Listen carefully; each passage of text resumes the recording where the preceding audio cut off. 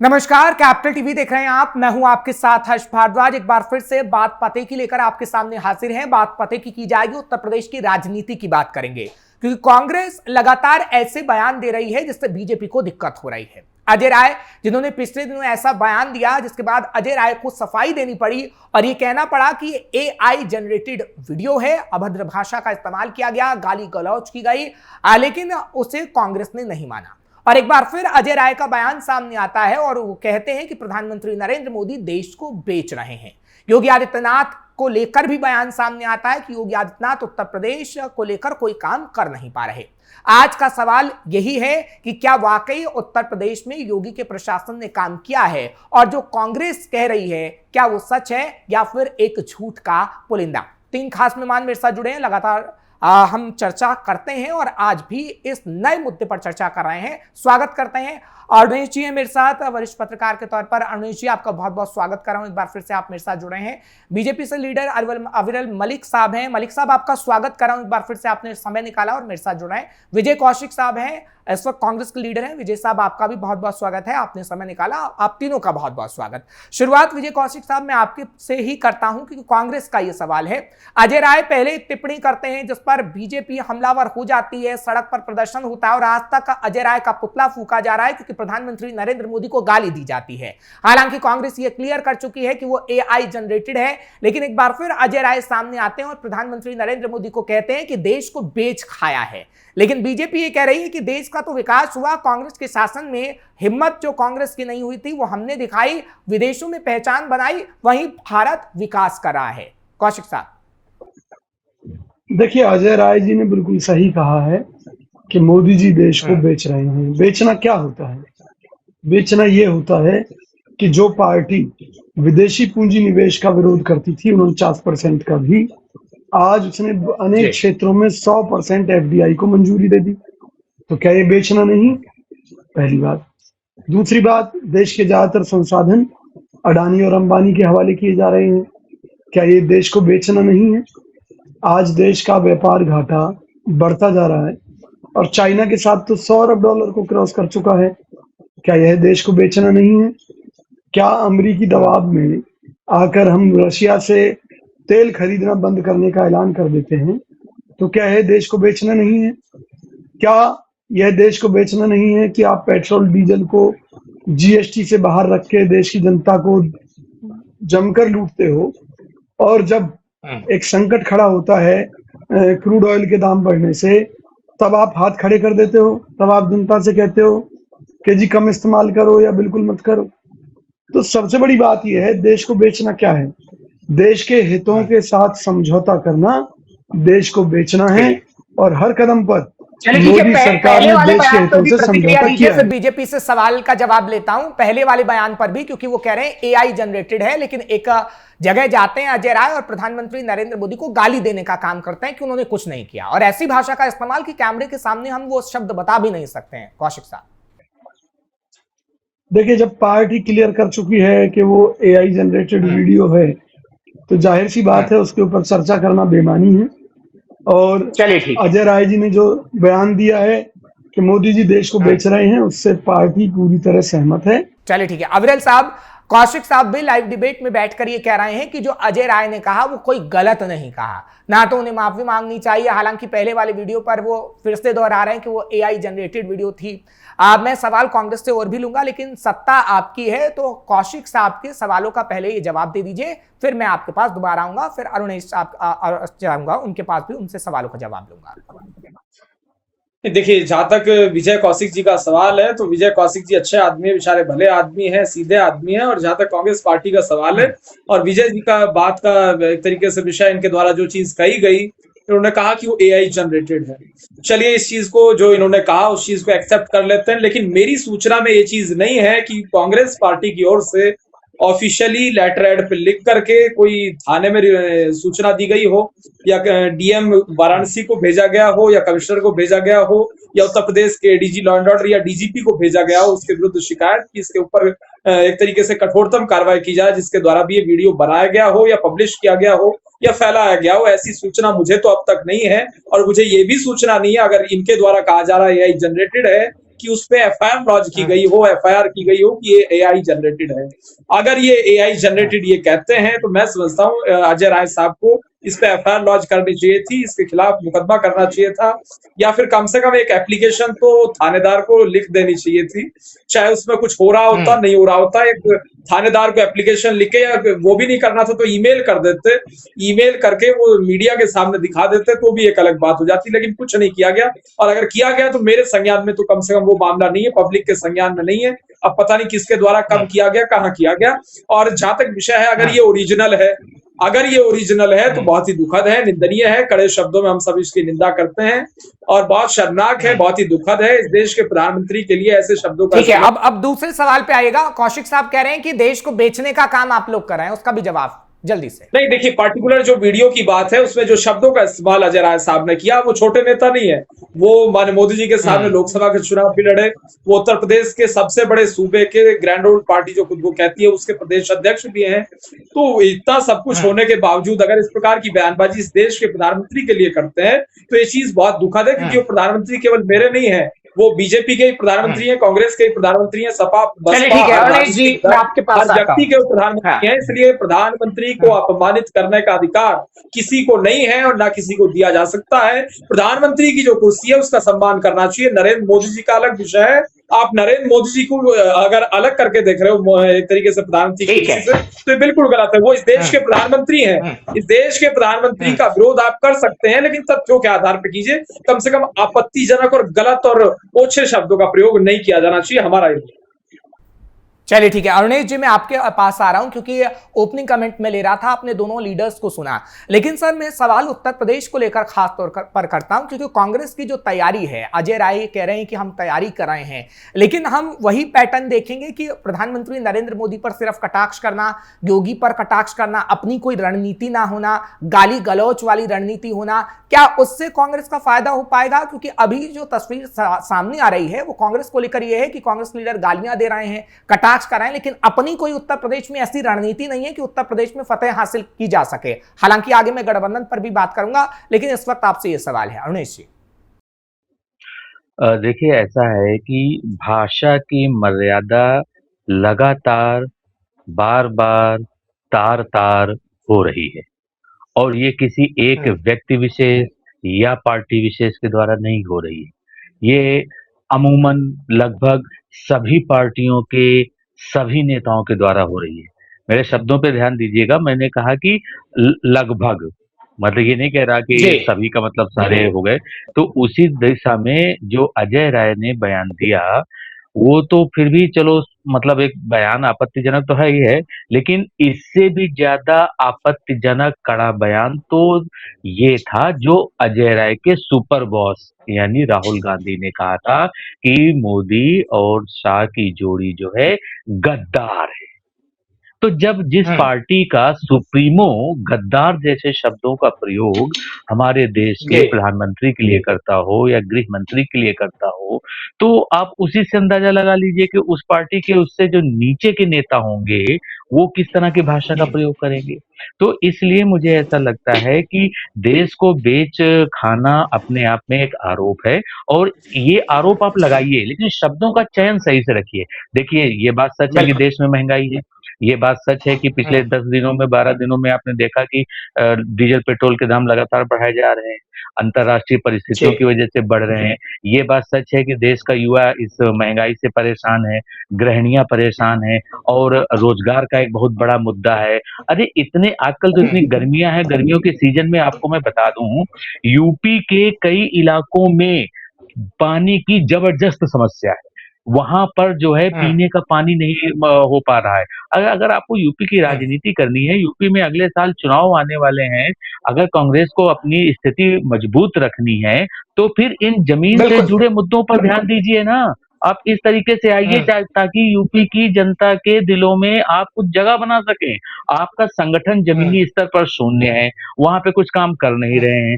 आप इस दंभ में कब तक जीते रहेंगे कि मैंने हमारी पार्टी ने इस देश में जो है लंबे समय तक शासन किया है। अरे भाई, वो दिन चले गए, आप पास्ट में मत जाइए, आप प्रेजेंट पे फोकस कीजिए और फ्यूचर के बारे में प्लान कीजिए। अगर आप इस तरह के भाषा शैली में उलझे रहेंगे, और ये बात मैं सिर्फ कांग्रेस के लिए ही नहीं कह रहा हूँ, बीजेपी भी जानती है। अभी उन्होंने कहा कि मान लीजिए एआई वाला वीडियो का जो बात आप लोगों ने चर्चा की, अरे भाई एआई जी द्वारा जी। तो बहुत कुछ गलत किया जा रहा है।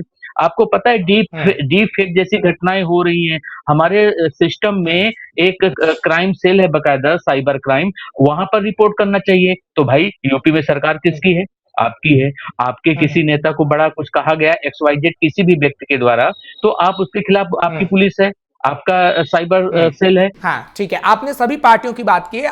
कौशिक साहब मैं आपके पास आता हूं, क्योंकि देखिए अरुणेश जी किसी पार्टी के लीडर नहीं है, वरिष्ठ पत्रकार हैं। उन्होंने कहा कि कांग्रेस आखिर इस अवधारणा में कब तक रहेगी कि हमने कई सालों तक शासन किया, आपको राजनीति करनी है, पानी बिजली पर करिए ना, आप क्यों सिर्फ गाली पर आ जाते हैं, प्रधानमंत्री पर आ जाते हैं? क्योंकि देखिए विधानसभा चुनाव है, 2027 के चुनाव की जिम्मेदारी कहीं ना कहीं अजय राय पर ही होगी कि अजय राय किस तरीके से जिताने का काम कांग्रेस को करते हैं। हालांकि तमाम लीडर्स होंगे, कार्यकर्ता से लेकर तमाम लीडर्स होंगे, उन पर जिम्मेदारी होगी, लेकिन इस जिम्मेदारी को निभाने की बजाय अगर गाली गलौज का इस्तेमाल किया जाएगा तो मुझे नहीं लगता कांग्रेस का सूखा खत्म हो पाएगा उत्तर प्रदेश में।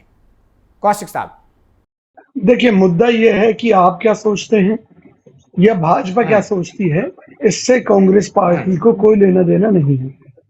हमारा लेना देना जनता से है। जनता के सुख दुख में शामिल होकर उनकी के ऊपर जो प्रताड़ना जो वो महसूस कर रहे हैं शासन की, सरकार की, यानी कि भाजपा राज में जो उनके ऊपर जुल्म हो रहा है, चाहे वो बिजली ना आने को लेकर हो, चाहे वो कानून व्यवस्था को लेकर हो, चाहे वो महंगाई को लेकर हो, चाहे वो बेरोजगारी को लेकर हो, उस मुद्दे को लेकर चाहे वो कहां है हिंदू कांग्रेस? मुस्लिम सड़कों पर करके है कांग्रेस? उन मुद्दों को लेकर सड़कों पर कांग्रेस दिखाई नहीं देती सर। सुनिए, ऐसा आप सोचते हैं? जनता के बीच में हमारे साथीगण, कांग्रेस के कार्यकर्ता रेगुलर जा रहे हैं। एक क्रांति का माहौल आज देश भर में बन रहा है और उसी क्रांति के बलबूते पर राहुल गांधी जी घोषणा कर चुके हैं कि जल्द ही केंद्र में भाजपा की सरकार गिर जाएगी, क्योंकि देश के युवाओं में देश की सरकार के खिलाफ बहुत आक्रोश है। और जहां तक मोदी जी को और अमित शाह जी को गद्दार कहने की बात है, तो जो देश के विपरीत काम कर रहे हैं, जो लोग जो सिर्फ अपना हित देख रहे हैं, अपनी पार्टी को अमीर शमीर बनाने में जुटे हुए हैं, अपने मित्रों को अमीर शमीर बनाने में जुटे हुए हैं और देश को गरीब बना रहे हैं, देश को गड्ढे में ले जा रहे हैं, तो देश के गद्दार नहीं है तो क्या है? कौन है? चलिए ठीक है, मैं सवाल का जवाब अविरल साहब से लेता हूं, लेकिन सर ख्वाब ना हर कोई देख सकता है, लेकिन उस ख्वाब को पूरा करने में मेहनत लगती है, जो हमें लगता नहीं है कि उस हिसाब से कांग्रेस कर रही है। खैर मैं उस पर बाद में आऊंगा क्योंकि गठबंधन का भी जिक्र करना है। लेकिन अविरल साहब, जो राहुल गांधी भविष्यवाणी कर रहे हैं, कौशिक साहब भी कह रहे हैं कि भैया 1 साल में सरकार गिर जाएगी, और वो बार बार कह रहे हैं कि जो हमारे बड़े नेता कह रहे हैं वही होगा, जो बड़े नेता कह रहे हैं वही होगा। हालांकि भविष्यवाणी कोई नहीं कर सकता, ना मैं ना आप, वो जनता के ऊपर है कि जनता आखिर क्या फैसला लेगी, क्या आगे आने वाले समय में होगा। लेकिन ये दावा कितना पुख्ता है और क्या आप कहेंगे कौशिक साहब को? अविरल साहब काउंटर करिएगा। देखिए, जहां तक देश का विषय, हम तो देश हित में पूर्ण रूप से लगे हुए हैं, हर वर्ग के हित में लगे हुए हैं, हर प्रदेश में, हर क्षेत्र में विकास निरंतर जारी है और डेवलपमेंट के आधार पर चलना यही भारतीय जनता पार्टी का सिंगल पॉइंट एजेंडा है। और इसी सिंगल पॉइंट एजेंडे के साथ भारतीय जनता पार्टी डंके के चोट पर मजबूती के साथ पूरे देश में मजबूती से काम कर रही है। इस चीज पे एक्सेप्ट करना बेहद आवश्यक है। और उससे भी ज्यादा आवश्यक अगर एक तरीके से मैं सोचता हूं बात की जाए तो ये है जिस तरीके से माननीय मोदी जी के नेतृत्व में मजबूती से गरीब पीड़ित शोषित वंचित के लिए डेवलपमेंट की स्कीम चलाई जा रही है। पूरे देश में विकास हो रहा है, गरीबों का उत्थान हो रहा है, किसान के हित में फैसले हो रहे हैं, सॉइल हेल्थ कार्ड की स्कीम चलाई जाती है, किसान सम्मान निधि योजना चलाई जाती है, फसल बीमा योजना चलाई जाती है और तमाम सारी स्कीम चलती हैं। जनधन योजना, उज्ज्वला योजना, सौभाग्य योजना, मुद्रा योजना, तमाम सारी योजनाएं हर व्यक्ति के लिए, हर वर्ग के लिए पूर्ण रूप से चलती है। हिंदू, मुस्लिम, सिख, ईसाई, जैन, बौद्ध, पारसी, जाट, गुर्जर, राजपूत, क्षत्रिय, वैश्य, गरीब पीड़ित शोषित वंचित, दलित, आदिवासी, महिला, युवा, बेरोजगार, संत, सबके हित में चलती है। मैं सोचता हूँ अगर एक तरीके से बात इसकी कर ली जाए डीपली, बिल्कुल स्पष्ट है, मजबूती से ग्राउंड लेवल पे डेवलपमेंट हर क्षेत्र का हो रहा है और ये देश विश्व गुरु 2047 का राहुल गांधी की बात झूठी है। लक्ष्य, हाँ, राहुल गांधी की बात झूठी है, वो सिर्फ बनी बनाई बातें कहते हैं, आप ये कह रहे हैं। 2027 भी आप जीत रहे हैं, 2029 लोकसभा चुनाव भी आप जीत रहे हैं, आप ये क्लियर कर रहे हैं। देखिए, कौन क्या कह रहा है क्या नहीं कह रहा है वो एक अलग विषय हो सकता है, राहुल जी क्या कह रहे हैं क्या नहीं कह रहे हैं, लेकिन रियलिटी ये है कि इस देश की जनता हमसे प्रसन्न है, इस देश की जनता हमसे खुश है, इस देश की जनता हमें चाहती है, इस देश की जनता ने अगर चाहती है तभी इस देश की जनता ने हमें वोट दी, 2014 में वोट दी, 2019। चलिए ठीक है अवनीश जी, मैं आपके पास आ रहा हूं क्योंकि एक सवाल मैं आपसे छोटा सा लूंगा, फिर गठबंधन पे आऊंगा। ठीक है अवरेल साहब, मैं आपके पास आऊंगा, गठबंधन पे एक सवाल लूंगा, लेकिन उससे पहले अवरेल साहब आपके पास भी आऊं। लेकिन अवनीश जी एक सवाल आपसे, वरिष्ठ पत्रकार हैं आप, जो कौशिक साहब ही कह रहे हैं, क्योंकि बार बार अब किसी भी सोशल मीडिया पेज पर चले जाइए, कांग्रेस के हर कोई नेता ये ट्वीट कर रहा है कि एक साल में मोदी सरकार गिर जाएगी। कौशिक साहब तो यहां बैठकर कह रहे हैं कि जो राहुल गांधी की भविष्यवाणी है वो सच हो पाएगी। इस पर थोड़ा कमेंट करिएगा, फिर मैं गठबंधन पे आता हूं सर, उत्तर प्रदेश की राजनीति पर। अवनीश साहब। हाँ, देखिए ऐसा है कि कांग्रेस मुख्य विपक्षी दल है और कांग्रेस का ये काम ही है ये कहना कि हाँ ये सरकार जा रही है, ये सरकार आ रही है। अरे भाई, कर्नाटक के सियासी नाटक में क्या हुआ? अब जाके उस नाटक का पटाक्षेप हो पाया है ना? और वहां पर जो है कर्नाटक के जो बीजेपी के अध्यक्ष हैं, उन्होंने क्या बयान दिया है कि भाई अब आप लोग तैयार हो जाइए मध्यावधि चुनाव के लिए। तो गिने चुने जो राज्य हैं जहाँ पे कांग्रेस की सरकारें हैं, वहां पर तो वो अपनी सरकारों का प्रबंधन सही तरह से कर नहीं पा रहे हैं, और जहाँ पे उनकी जमीन बिल्कुल खोखली हो चुकी है, वहां पर वो सब्जबाग देख रहे हैं। रही बात ये कि मोदी सरकार एक साल के अंदर गिर जाएगी, ऐसा कह देने भर से थोड़ी ना कोई सरकार गिर जाती है। उसके पीछे क्या तर्क है, क्या तथ्य हैं? और दूसरी बात, मोदी सरकार के गिरने के दो ही तरीके हो सकते हैं। अब वो उनको मालूम है, राहुल गांधी को और उनके जो सलाह देने वाले उनकी मंडली है, कि या तो नीतीश कुमार समर्थन वापस लें और या तो वो जो दूसरे हैं नायडू जी वो समर्थन लें। लेकिन क्या आज की तारीख में मोदी और शाह की जोड़ी से, चाहे वो नीतीश कुमार हो चाहे वो जो है नायडू हो, ये लोग समर्थन अपना वापस लेंगे? सवाल ही नहीं उठता। वो लोग राजनीति के इतने बड़े पुरोधा हैं, तभी लगातार जो है 15 साल से इस देश में शासन कर रहे हैं। मुझे लगता है कि राहुल गांधी की जो रणनीतिकार है ना, उनको थोड़ा बदलने की जरूरत है। उनको ध्यान ये देने की जरूरत है कि भाई आप अपनी जमीन मजबूत कीजिए। आपको पता है कि अभी यहाँ पर जो है साउथ इंडिया की पॉलिटिक्स और नॉर्थ इंडिया की पॉलिटिक्स में बेसिक डिफरेंस क्या है, कि वहाँ के लोग थोड़ा मुद्दों पर, जो जमीनी से जुड़े मुद्दे होते हैं उन पर फोकस करते हैं। जाति धर्म, हिंदू मुसलमान, इन सब पे उतना फोकस नहीं करते हैं। मैं एक बात ये बताना चाहता हूँ कांग्रेस के संदर्भ में ही, कि भाई अभी वहां पे विजय जो जाने माने एक्टर हैं, वो अभी सीएम बने हैं, और वो सीएम ने कहाँ जाके मिला, जाके उनका जो सम्मान समारोह था वहां पे गए हुए थे, जो राजीव गांधी जी के हत्यारे थे। अब आप समझिए, राहुल गांधी के पिताजी की जिन लोगों ने हत्या की, उनके प्रति विजय जी सहानुभूति रखते हैं, उस सम्मान मंच में गए थे, तब कांग्रेस को मिर्ची नहीं लगी। उस समय कांग्रेस को जो है नहीं वो था, वहां पे तो आप उनके साथ यही सवाल है ना गठबंधन अवनीश साहब, आपने ये सटीक बात उठाई। देखिए, क्योंकि देखिए अब मैं गठबंधन पे भी थोड़ा सा आऊंगा, क्योंकि आपने जो कहा कि कांग्रेस को अपनी जमीन को मजबूत करना होगा। कौशिक साहब, अगर मैं बात करूं, अभी देखिए बीजेपी इस वक्त मजबूत है, इसमें कोई दो राय नहीं है, लेकिन कांग्रेस की बात करूं तो गठबंधन में भी कलह है। इस वक्त समाजवादी पार्टी और कांग्रेस में जो कलह चल रही है उस पर भी जवाब दीजिएगा, क्योंकि कांग्रेस के कुछ लीडर मायावती के घर जाते हैं तो मायावती उल्टा लौटा देती हैं। इससे नाराज हो जाती है समाजवादी पार्टी और ये कहती है कि भैया अब हम आगे आने वाले समय में अकेले लड़ सकते हैं। ऐसा कुछ समाजवादी पार्टी के लीडर्स ने कहा है। हालांकि अखिलेश यादव का इस पर बयान सामने नहीं आया, लेकिन आपके भीतर जो कलह है उसकी वजह से हम देखते हैं कि आप हार जाते हैं। हरियाणा में क्या हुआ? हरियाणा में पूरा मिठाइयां बन गई थी सर। मैं खुद ग्राउंड जीरो पर था और टिकट के लिए मार धाड़ हो रही थी कि हमें टिकट चाहिए, हमें टिकट चाहिए। आपकी कलह हुई, जो हमने देखा सुरजेवाला में और शैलजा में, तमाम लोगों में जो कलह हुई उसका फायदा बीजेपी को मिला। एंड टाइम पे नायब सैनी आए और वो जीत गए। तो कलह कब थमेगी? आखिर ये सिचुएशन कांग्रेस में कब तक रहेगी? क्योंकि नुकसान आपको ही हो रहा है। जनता को लेकर जो आप कहते हैं कि जनता हमारा साथ देना चाहती है, अगर जनता साथ दे तो क्यों दे? जब आपके आपस में ही कलह है तो आप देश को कैसे संभाल पाएंगे? कौशिक साहब, देखिए, जहां तक कलह की बात है तो कलह कहाँ नहीं है। भाजपा के अंदर बड़ी जबरदस्त कलह है। केंद्रीय राज्य मंत्री कृष्णपाल गुर्जर हरियाणा की भाजपा सरकार की कलही खोल रहे हैं और जनता को बता रहे हैं कि भी जो कांग्रेस सरकार के समय में सड़कें बनी थी वो आज तक मजबूत हैं, जबकि जो बीजेपी राज में सड़कें बनी हैं वो कुछ ही महीनों में टूटे जा रही हैं। तो कलह कहाँ नहीं है। इनके यहाँ एक सांसद जो है, लेकिन उतनी नहीं है ना जितनी कांग्रेस में है। हाँ, ये आपको लगता है, क्योंकि जब कोई पार्टी सत्ता में होती है उसके बहुत सी चीजें बाहर नहीं आ पाती और कई बार लोग चुप रहते हैं। तो ऐसा नहीं है, कलह सब जगह होती है। चलिए ठीक है, एक सवाल, क्यों समाजवादी पार्टी से गठबंधन कर रहे हैं आप लोग उत्तर प्रदेश में या नहीं कर रहे हैं? उत्तर प्रदेश की जनता को पता लगे।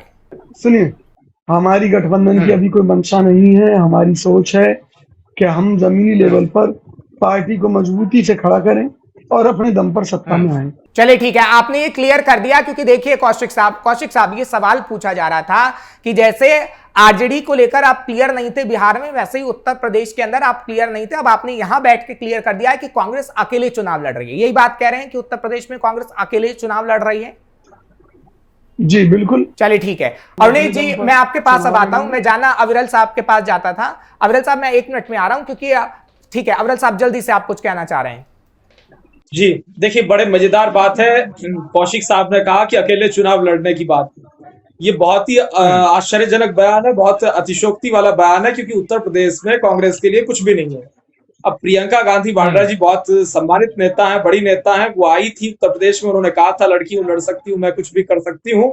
लेकिन वो क्या हुआ था और कितनी सीटें आई थी वो सबको मालूम है। प्रमोद तिवारी जी की बेटी, खाली वो आराधना जी हैं, खाली वो जीती थी। बाकी कुछ उत्तर प्रदेश में कांग्रेस को कुछ नहीं मिला था। और तमकुई राज सीट से इनके प्रदेश अध्यक्ष हार गए थे। तमकुई राज से विधायक नहीं बन पाए थे। अजय कुमार लल्लू उस समय इनके प्रदेश अध्यक्ष थे। नंबर 2, पश्चिमी उत्तर प्रदेश में विजय जी को अवगत करा दूं, ऐसी स्थिति है। सहारनपुर में सांसद है इमरान मसूद जी, इसलिए वहां जिलाध्यक्ष बन जाएगा। लेकिन किसी जिले में जिलाध्यक्ष नहीं बनना चाहता कोई व्यक्ति कांग्रेस का। नंबर 3, जो इनके सांसद उत्तर प्रदेश में हैं वो सारे समाजवादी पार्टी की देन है। समाजवादी पार्टी के कारण ही इमरान मसूद जी सांसद हैं, समाजवादी पार्टी के कारण ही किशोरीलाल शर्मा जी एमपी हैं, और जो अन्य एमपी हैं वो भी कांग्रेस पार्टी को जो है समाजवादी पार्टी की देन है। ये रियलिटी है। तो निचले मतलब स्तर पे भाजपा यह कांग्रेस चाहती पार्टी का है कि संगठन- हमें समाजवादी पार्टी से गठबंधन करना चाहिए, भाजपा ऐसा चाहती है? नहीं, मैं ये स्पष्ट आपको कर रहा हूं। आप जो आपने कहा अलग अलग चुनाव लड़ेंगे, इस आधार पे 0 सीट आपको मिलेंगी, बिल्कुल स्पष्ट है। आप अलग अलग चुनाव ये लड़ेंगे इसकी तो उस चिंता आप आधार मत पे कीजिए, इसकी चिंता आपको करने की जरूरत नहीं है। हो सकता है चुनाव के बाद हमारे अरुणेश चुनाव जी हो नहीं जाए। करना है ये ठीक है अरुणेश जी, कौशिक साहब ने क्लियर कर दिया है कि कांग्रेस उत्तर प्रदेश में अकेले चुनाव लड़ रही है। ठीक है, मैं आपके पास आ रहा हूं, क्योंकि देखिए ये राजनेता हैं, आपस में बहस तो करेंगे, लेकिन क्लियरिटी आप दीजिएगा। क्योंकि कौशिक साहब ने लाइव डिबेट में बैठ के कह दिया है कि कांग्रेस उत्तर प्रदेश में अकेले चुनाव लड़ रही है। हालांकि अजय राय से जब इस बारे में पूछा गया है तो अभी वो थोड़ा कतराते हुए नजर आए हैं, क्लियरिटी नहीं है। लेकिन कौशिक साहब यहां बैठ के क्लियरिटी कर रहे हैं। आपको लगता है कि अगर गठबंधन में चुनाव लड़ा जाता तो शायद फायदा होता, लेकिन अगर कांग्रेस अकेले चुनाव लड़ती है उत्तर प्रदेश में तो उसकी 0 सीटें ही आएंगी, जैसा अविरल मलिक साहब कह रहे हैं। देखिए भविष्यवाणी मैं नहीं कर रहा हूं, मैं सिर्फ अविरल मलिक साहब की बात को कोट कर रहा हूं।